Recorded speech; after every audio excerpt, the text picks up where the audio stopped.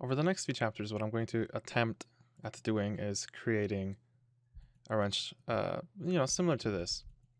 I will be taking several approaches. I will, first of all, in one of the approaches, I will be using the pen tool to create the basic shape and then work out the basic tool. And another way, I'm going to be using the primitive as a way to creating the, the general shape.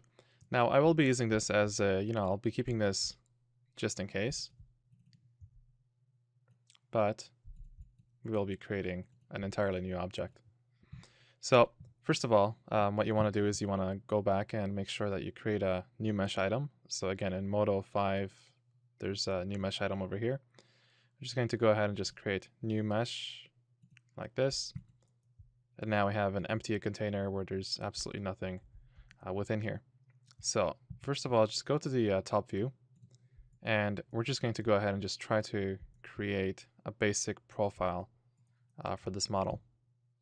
So let's go ahead and just, well, I guess the first approach I'm going to go ahead and I'm going to take a rectangle like this, like that. And I'm going to want a few things. First of all, I'm going to want to make sure that it's somewhat symmetrical just to make it cleaner. So this rectangle here, I'm going to want to make sure that this is perfectly in the center. And of course, the way you do that is by making sure that the center of this object is perfectly centered in the origin. So the position right now, as you can see, is 0, 0, and then there's a value here. So I'm just going to make sure that this is 0 as well on the Z. So now this is on 0 Z. And of course, it's on 0x as well and 0y. So I know that this polygon right now, the way I have it, is sitting perfectly on the origin. Let's go ahead and just take this green cross here and let's extrude it up a little bit. I'm just going to extrude it up until I get, something like that. Of course, once you're done this, just press Q to drop the creation tool, and now we have a rectangle like this. This is perfectly fine. Now, the next step that I'm going to do is I'm going to go ahead and just go to edge mode here. I'm going to go ahead and just select these edges here. So just select, select, select. Of course, I'm just using right click to go through this, and then I press up to just select the last one, or you could just easily select one edge and then press Alt L to select all the parallel edges. Next up, what we want to do is we want to go into Mesh Edit and go to LoopSlice or Alt C. And of course, you could set your own hotkey for this if you want. And of course, I want to make sure that I only have a count of 1. If I increase this, you'll notice that there's more than one cut. I just want a count of 1, just because I want to split it in half. And of course, 50% is obviously half, so I want to keep it like this. Now, the reason why I did this is because in the future, if I want to model one side of this, just sculpt the shape of the model on one side, and I want to mirror it over, I just want to make sure that the model is in fact symmetrical on both sides. This way I can very easily select one side and just blow it away, just delete it. And then I can very easily do something like mirror. So I'm just going to undo that. Now, what I showed you just now was just an example. Don't worry if you don't have my pie menu. For the most part, I will not be using it.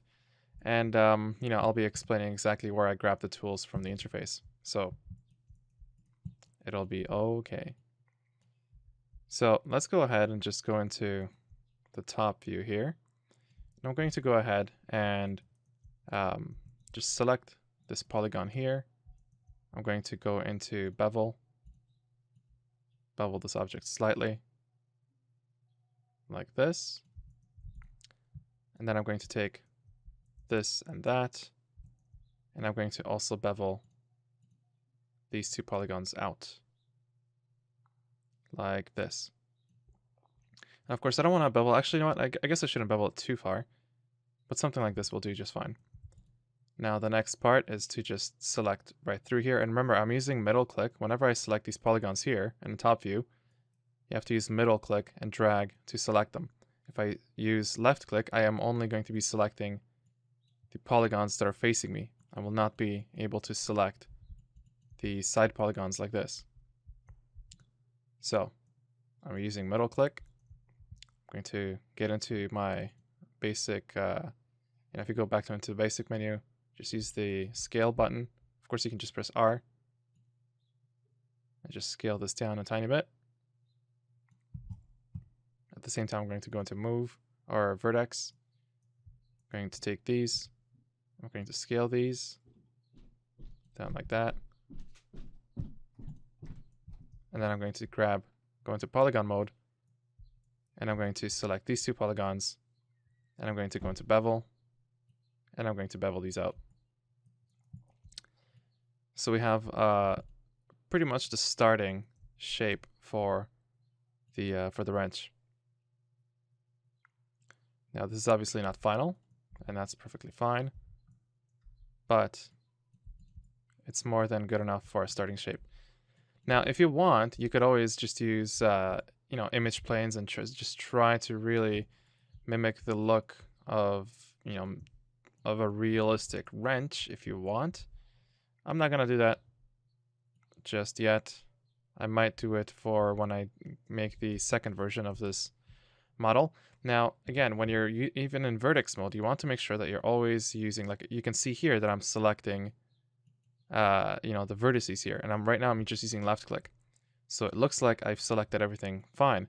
What you'll notice though is down here in the viewport, you'll notice that I have only selected one vertex. When I try to move this, you'll notice that I get an ugly move like this. If I, however, use middle click, you'll now notice that there is in fact two vertices being selected, and when I try to move, I will move the bottom and the top vertices. So let's go ahead and add a little bit more detail to this object. So let's go ahead and just select these edges here, and then I'm going to press up, up, up, and maybe that won't work. So you know what, I'm just going to go ahead and just press Alt L, and as you can see right now I have 4 edges being selected, and I guess I could do the same thing here. Right click, what I'm basically doing is I'm right clicking on any one of these edges, and then I'm going to press Alt L to select the edge rings, and then I'm going to go ahead and just use the LoopSlice tool, and 50% is perfectly fine. I'm going to go back, make sure that I'm in edge mode. I'm just going to select these 2 edges here, so middle click, drag right across, and then press R to just scale, and I'm going to scale like that. Now, if you want, what you could do is you don't necessarily have to use scale. You could actually use move and then just just work only on one side of this model if you want to work a little bit better. What you could do is you could also split this model in half, so you only have one quarter of this model. So instead of working only one side of the symmetry, so your symmetry is only this way and not here. What you could also do is I could easily select one of these edges, press Alt L to select all these parallel edges, and as you can see right now they're all selected.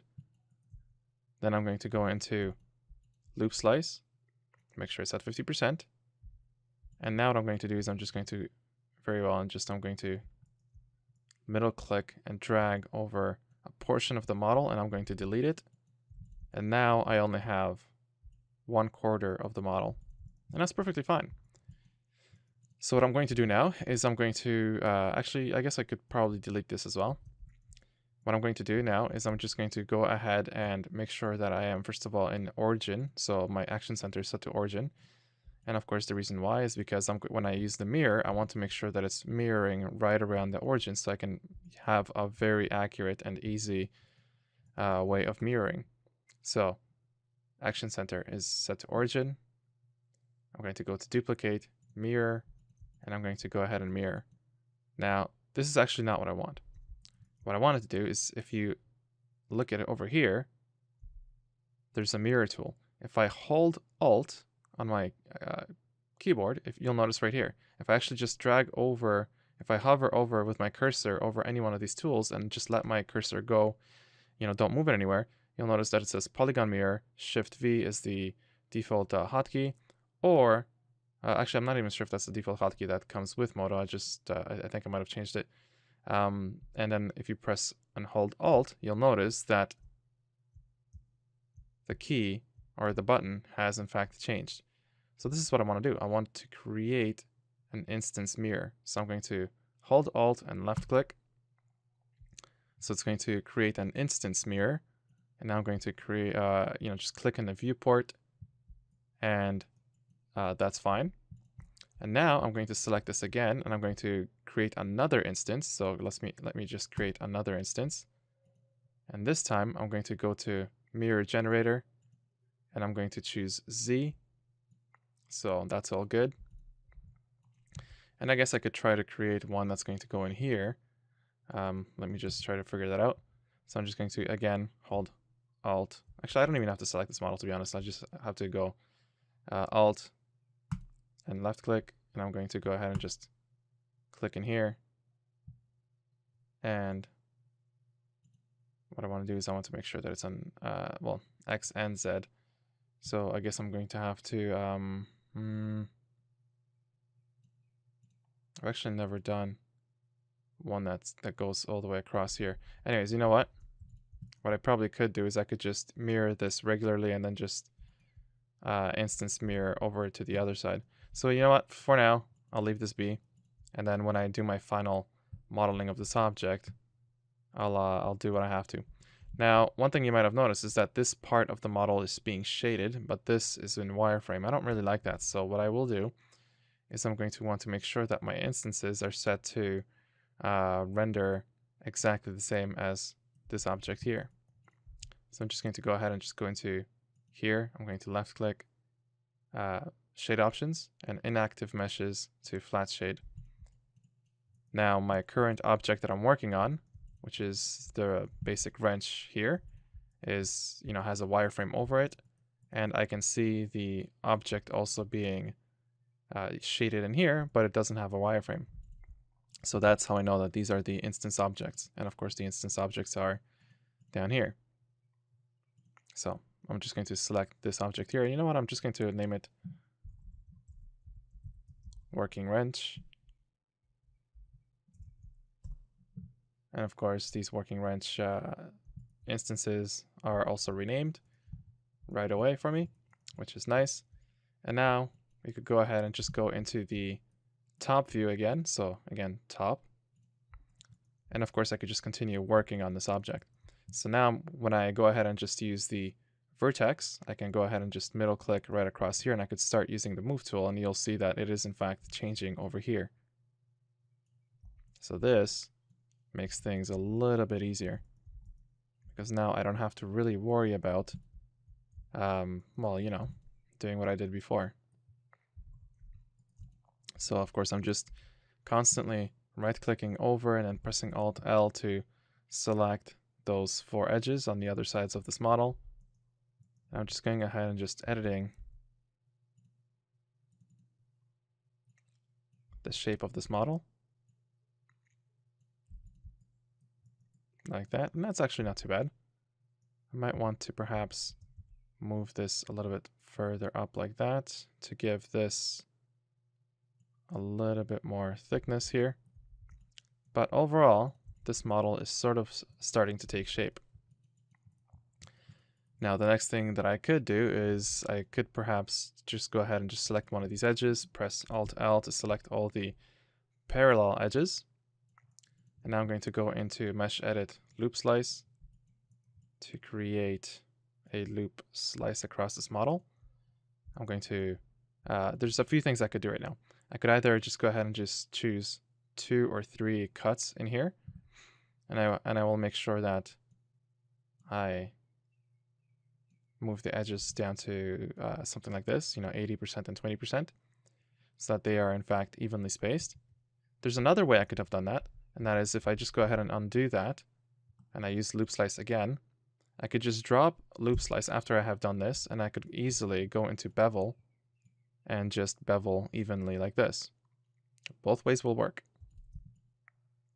So I have my edge selected and it's beveled, and now I know for sure that this is perfectly and nicely beveled.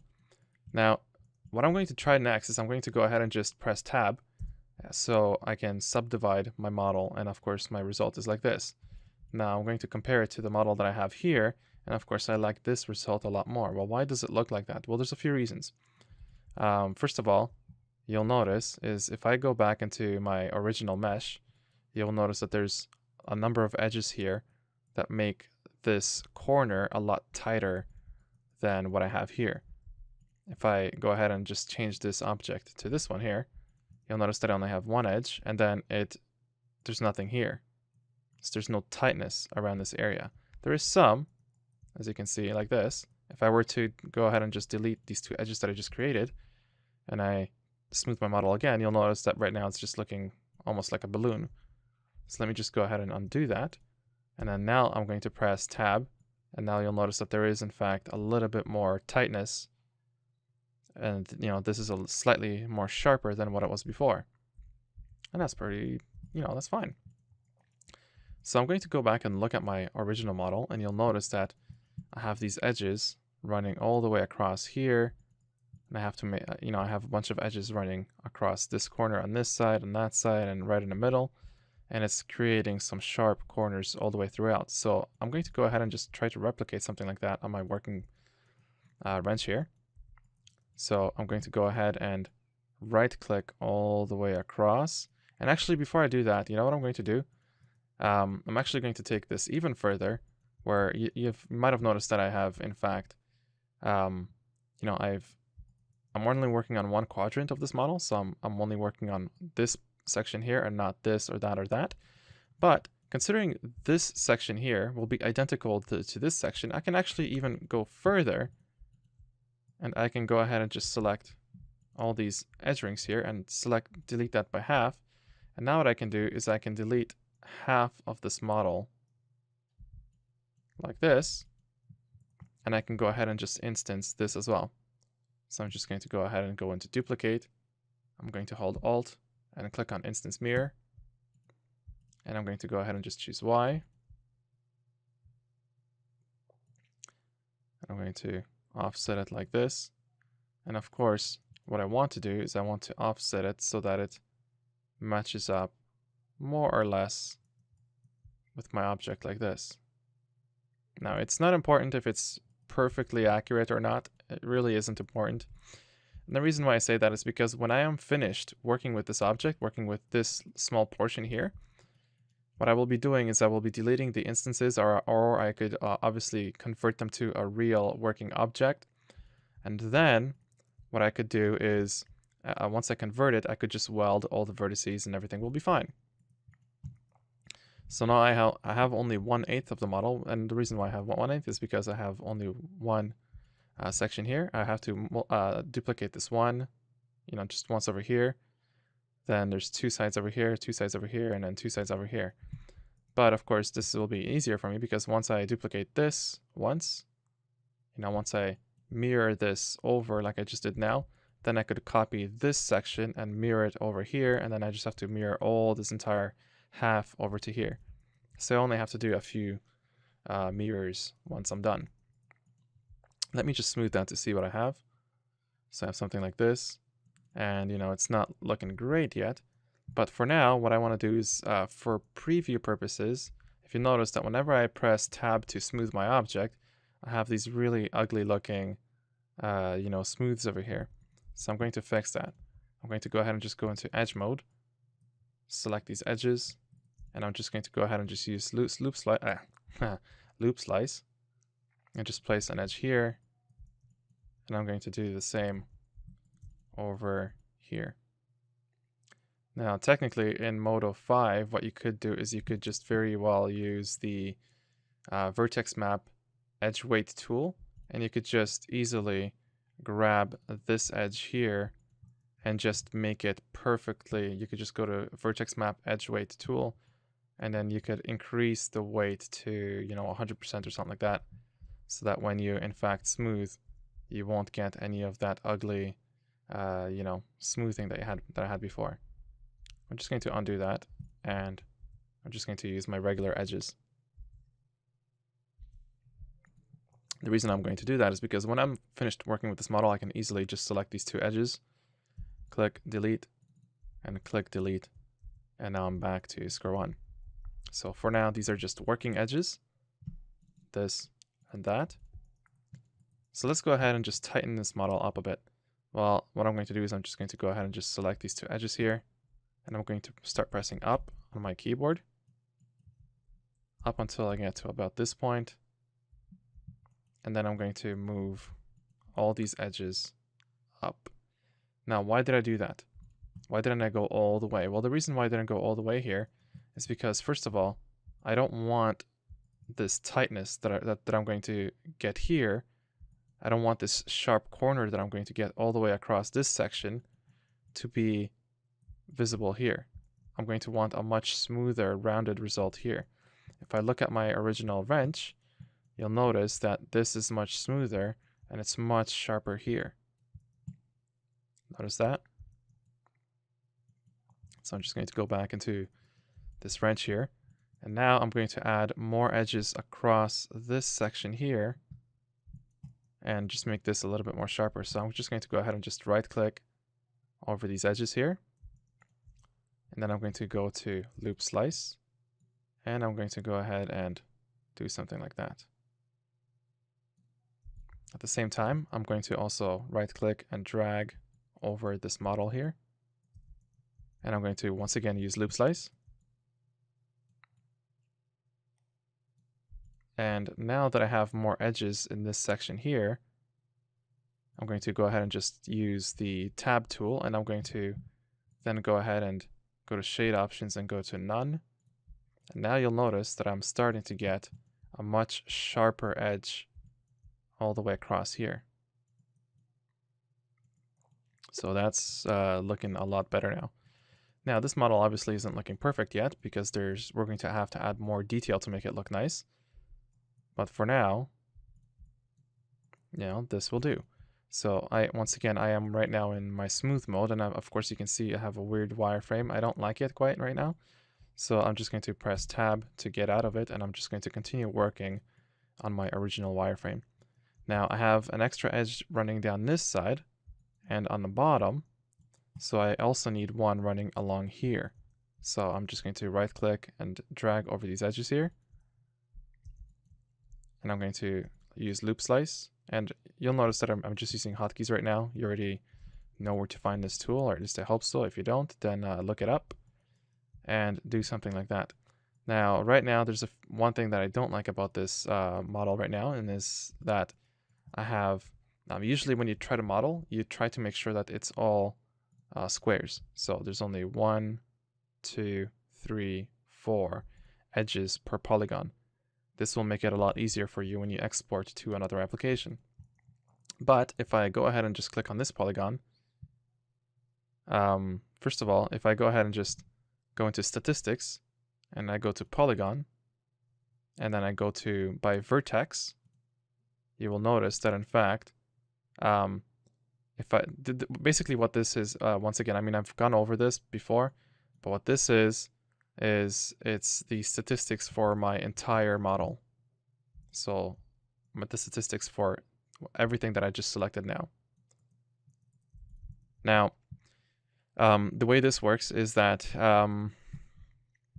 basically I am trying to filter this selection, or I'm going to try to see how to explain this. Basically, for all the polygons that are in here, I want to see how many have more than 4 vertices. So if a square has 1, 2, 3, 4 vertices, I want to make sure that I try to not have any polygons on this entire model that have 5 vertices. So in here, if I go to polygons and I want to check how many vertices these polygons have, I can go down and see how many polygons are there that I have more than 4 vertices. And of course, it tells me that I have 1. So I'm just going to add it to my selection, and you will see that I have, in fact, 1 polygon that has more than 4 vertices. 1, 2, 3, 4, 5. So I want to fix that right now. So the way I'm going to fix that is by, first of all, I don't like the way this is handled here as well. I don't like this triangle. So I'm going to make this into a square. So I'm just going to add a little bit more geometry into this area here. I'm going to go ahead and just go click, click, click. I'm just right clicking all the way across. I'm going to add an edge loop here, or loop slice. And I'm going to use the mesh edit and edge slice tool. And I'm going to connect this up with that. So now, if you've noticed that we have now 2 triangles, which is not nice. But if I delete this edge here, if I just select it and press backspace, you will now notice that that triangle has gone and I have a much cleaner mesh here. There's only one more problem, and that is that this is still in fact there. That's not that much of a problem, because what I can do now is I can keep working to redefine some of this mesh. In the end, what I'm going to do is I'm going to connect this vertex to this area here. So let me just do that now. I'm using edge slice, as you can see, over here. And I'm clicking and dragging over like that. And now I have, in fact, 0 polygons that have more than 4 vertices. But now I have one triangle, one nasty triangle over here. I don't like this triangle, so I'm just going to try to get rid of it. Well, what I can do is I can, in fact, continue.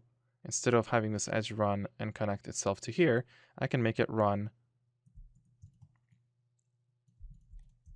over like this. And in fact, I'm just going to go ahead and just delete that original edge. And now you'll notice that I have a much cleaner result like this, and I don't have any more ugly polygons like that. So I'm going to try to smooth this, and it looks perfectly clean. And I like this, result quite a bit.